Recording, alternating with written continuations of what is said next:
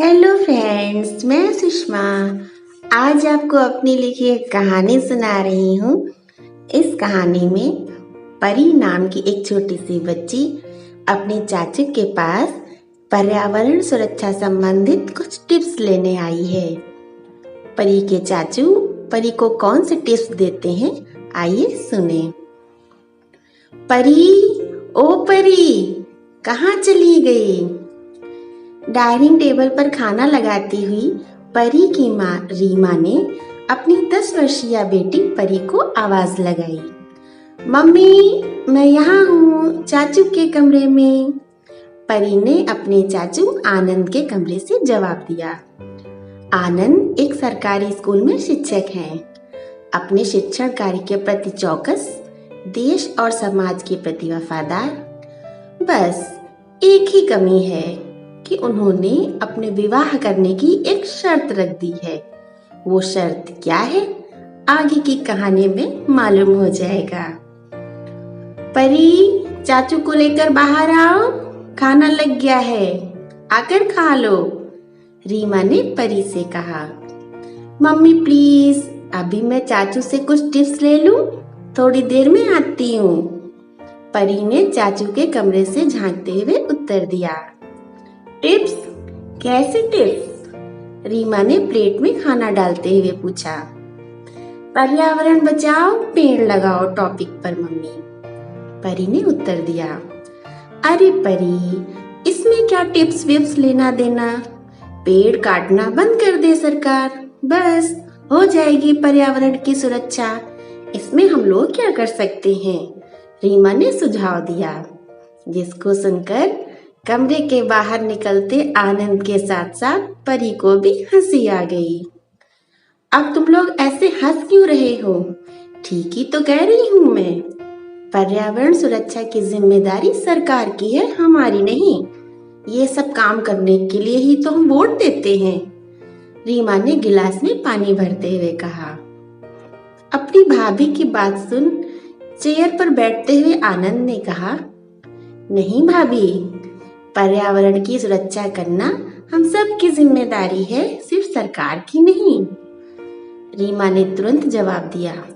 अरे वाह, सब काम हम जनता ही कर लेंगे तो ये नेता मंत्री क्या करेंगे? आनंद ने अपनी भाभी को समझाते हुए कहा। भाभी, पर्यावरण पर खतरा यानी कि अच्छा ठीक है, अब पर्यावरण की चिंता बाद में करना, पहले खाना खा लो। आनंद की बात बीच में ही काटकर उसकी ओर प्लेट बढ़ाते हुए रीमा ने कहा। आनंद ने रीमा के हाथ से प्लेट लेते हुए परी से कहा, परी, पहले खाना खा लेते हैं, फिर आराम से तुम्हें पर्यावरण के बारे में बताऊंगा। ओके चाचू, परी ने कहा। फिर सब लोग खाना खाने लगे। खाने के पश्चात आनंद और परी बालकनी में आ रही गुनगुनी धूप में चटाई बिछाकर बैठ गए। फिर पर्यावरण बचाओ विषय पर चर्चा शुरू हुई। उनके पास ही रीमा भी मटर फली की डलिया लेकर मटर छीलते हुए उस चर्चा को सुनने लगी। शुरुआत परी ने की। चाचू, आपको तो आपके स्कूल में पर्यावरण के प्रति सुरक्षा के लिए सम्मानित किया जा चुका है ना? क्यों? एक बार फिर से बताइए, परी ने कहा। आनंद जी मुस्कुराए और बोले, हाँ परी, मैंने अपने स्कूल में शुरुआत की है। कैसी शुरुआत चाचू? परी ने उत्सुकता से पूछा। आनंद चाचू बताने लगे। परी, अब हमारे स्कूल में प्रतिवर्ष जो भी छात्र अपनी कक्षा में प्रथम आता है, वो स्कूल में एक पौधा लगाता है। उसी छात्र के नाम पर ही उस पौधे का भी नामकरण किया जाता है और उसकी नेम प्लेट लगाई जाती है, और फिर वो छात्र और उसकी पूरी कक्षा उस पेड़ की देखभाल करती है। परी ने कहा, ओह अच्छा चाचू, आपका स्कूल तो 8वीं कक्षा तक है, इसका मतलब हर साल नए 8 पेड़ लगाए जाते हैं? आनंद चाचू ने उत्तर दिया, बिल्कुल, परी, इसके अलावा कोई छात्र चाहे तो वो अपने जन्मदिन पर भी एक पौधा लगा सकता है। आनंद की बात सुन पास बैठी मटर छीलती हुई रीमा ने पूछा, छात्र क्यों पेड़ पौधे लगाते हैं? स्कूल प्रशासन क्यों नहीं लगाता? आनंद ने कहा, आपका सवाल बहुत अच्छा है भाभी। छात्रों से पेड़ पौधे लगवाने की मुख्य वजह है आने वाली पीढ़ी को पेड़ पौधों की अहमियत समझाना। हरा भरा पर्यावरण हमारी धरती और हमारे लिए बहुत जरूरी है। इसके लिए बचपन से ही बच्चों को जागरूक करना होगा।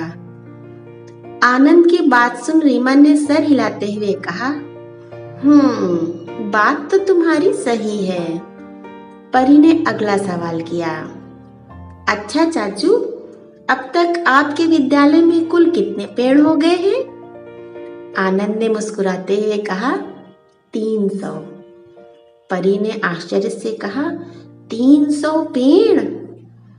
रीमा ने भी मुस्कुराते हुए परी से कहा, हाँ, जब 1000 पेड़ लगाने का संकल्प पूरा हो जाएगा तब तुम्हारे चाचू विवाह करेंगे, तब आएगी तुम्हारी चाची। परी को मम्मी की बात समझ न आई। वो अपने चाचू की ओर मुखातिब होकर बोली, चाचू, क्या सभी छात्रों ने एक जैसे पेड़ लगाए हैं? आनंद चाचू ने कहा, नहीं परी, सारे पेड़ एक जैसे नहीं हैं। कुछ शो प्लांट हैं, कुछ फूलों के पौधे हैं, तो कुछ मंझले आकार के, तो कुछ नीम के पेड़ हैं। वाह चाचू, बहुत बढ़िया। ये तो अच्छी शुरुआत की आपने। इससे तो आपका विद्यालय खूब हरा भरा हो जाएगा। सभी को शुद्ध ताजा हवा मिलेगी। परी ने अपने चाचू के लिए तालियां बजाईं।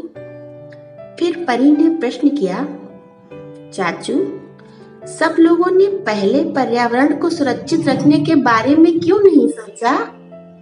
आनंद ने कहा, अब जंगल कंक्रीट होते जा रहे हैं, जल का स्तर नीचे गिरता चला जा रहा है। जब ग्लोबल वार्मिंग का खतरा सर पर मंडराने लगा तब फिक्र हो रही है। अब कैसे क्या होगा चाचू? परी चिंता में पड़ गई। होगा क्या परी? सब समस्याएं एक दूसरे से जुड़ी हैं। सब हम इंसानों के लालच और नासमझी का ही परिणाम है। हमको ही अपने अपने स्तर से कदम उठाना होगा, आनंद जी ने कहा।